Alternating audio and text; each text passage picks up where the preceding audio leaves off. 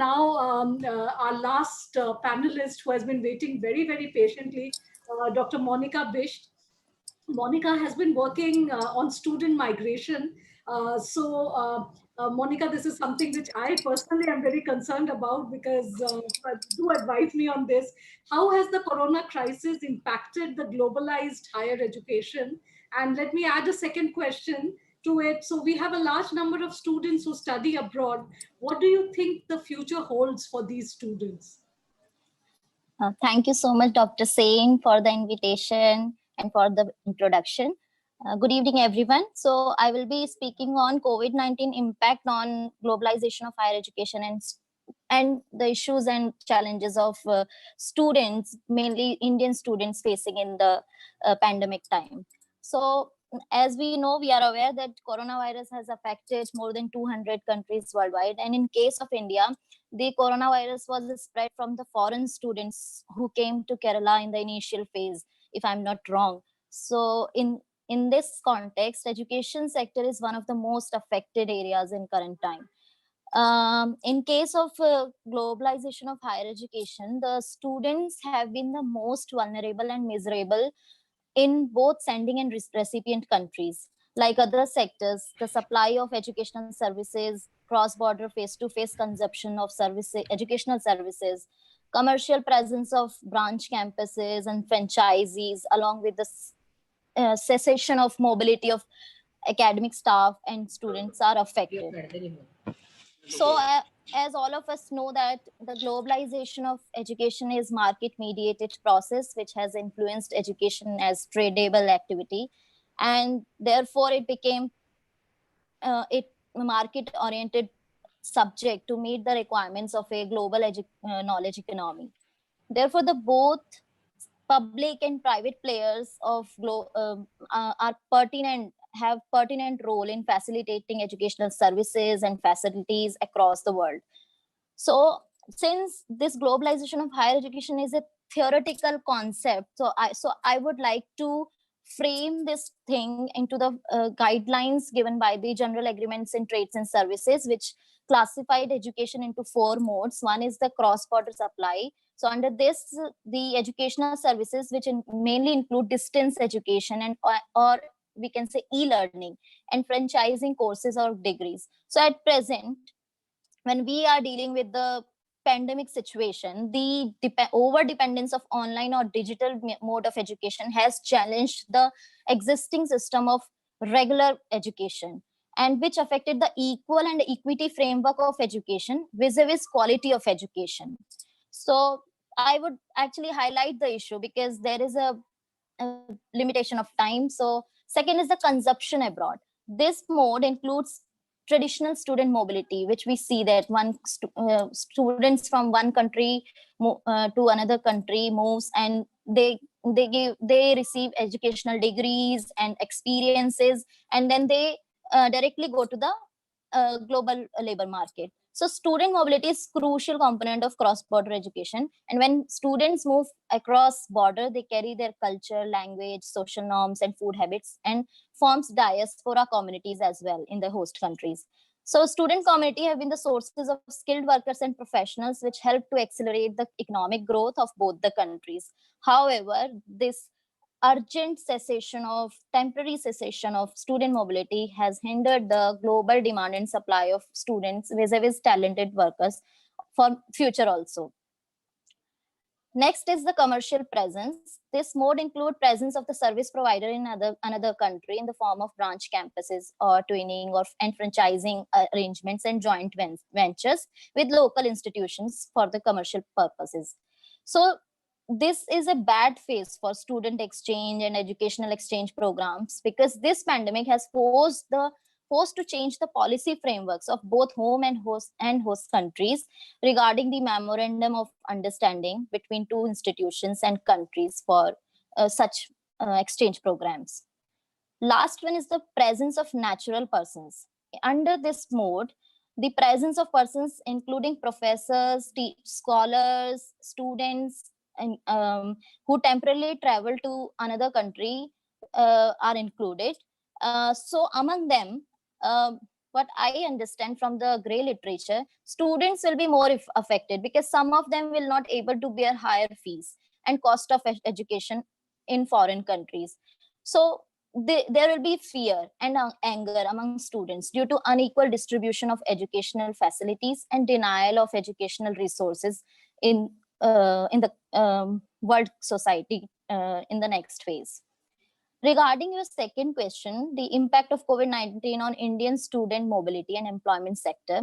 So I would start it with the impact of shutting down of higher education, which has actually affected the uh, interruptions in students' classes, coursework, disruptions in lectures, face-to-face teaching, postponement of internal assessments and examinations of students, cancellation of MPhil and PhD Viva exams, cancellation of entrance examinations, postponement of seminars and conferences, both in homeland or in India as well as in the world countries. Moreover, this crisis has been creating the dilemma for government as well as policymakers towards both closing down the institutions and opening up the new alternative ways to continue the education process. So there are issues faced by students, like one is the effects of institutional closure worldwide. So the sudden lockdown and closing down of institutions have imposed strict orders on foreign students in the destination countries to vacate the hostels and return back and force them to return back to their home countries. This leads to homelessness among foreign students in destination countries. They had to face difficulties for basic needs, and there are cases when students had no penny and cash during this hard time.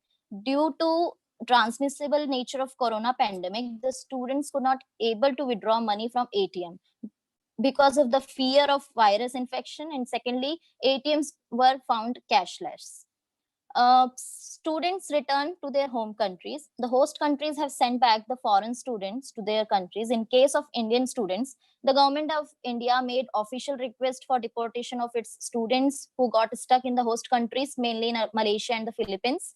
Therefore, the transition phase of students was full of anxiety, stress, depression, and challenging. This has also created panic and stress among students coming from abroad, and the adverse situation was like a nightmare for many families and parents of foreign students. Next is the online or digital teaching or exams. To several public institution and public entrance exams across the world have been cancelled, and few have been suspended. So the doctoral defenses have been postponed or held in different formats, which may delay the award of degrees also. All of a sudden, the remote learning mode has emerged as alternative mode of continuing education, regardless of border restrictions and time and space factors. So the academic advice and support provided to the students by faculty members have shifted from face-to-face mode to digital mode. Next is restrictions on immigration. Many countries are already restricting entry at their borders, and only nationals or permanent residents are allowed in unless there are important reasons. Student visas are critical concern for many countries worldwide these days. Trump has already restricted the H-1B visa temporarily during corona phase. Most likely, the other countries and the USA will not renew the visa rules under the same conditions again. So therefore, the students who applied for higher education and the skilled workers and professionals will face difficult time, and this will affect the admission process of foreign students for next semester. So in this emergency time, students are not clear about the admission guidelines for next semester or coursework in the global scenario. Crimes and racism with foreign students. The current situation predicts that the global education will have challenging time in the coming phase. There can be two aspects. One is the fear and threat among students for foreign students, who will consider them as outsiders. The cases of crimes and violence will enhance again against foreign students. And for instance, the case of racism against Chinese students happened in the USA in the early phase of this COVID-19. The Chinese students in the USA have faced racial comments and slangs due to due to the coronavirus before a global lockdown. Secondly, the quality of higher education will be deteriorate due to changes in educational policies and regulatory framework worldwide. Next is the admission process.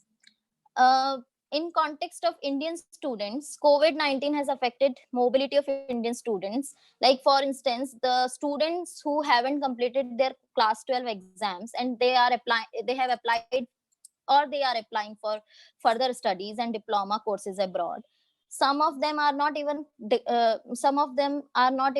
know that they are qualified the 12th exams or not, because in the midterm the some of the exams of board 12th class have been postponed and or the cancelled.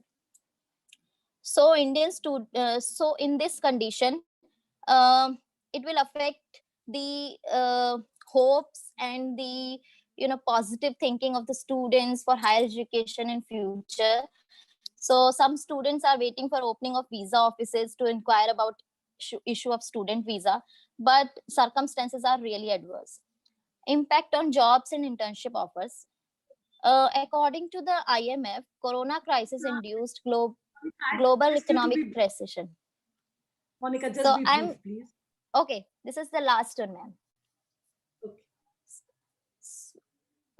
Coronavirus has affected the global economic recession, which will likely to turn down the employment opportunities with deteriorating global market conditions.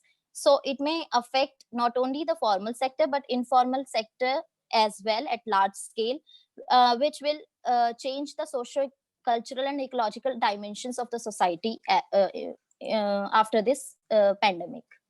Thank you. Thank you so much, Monica.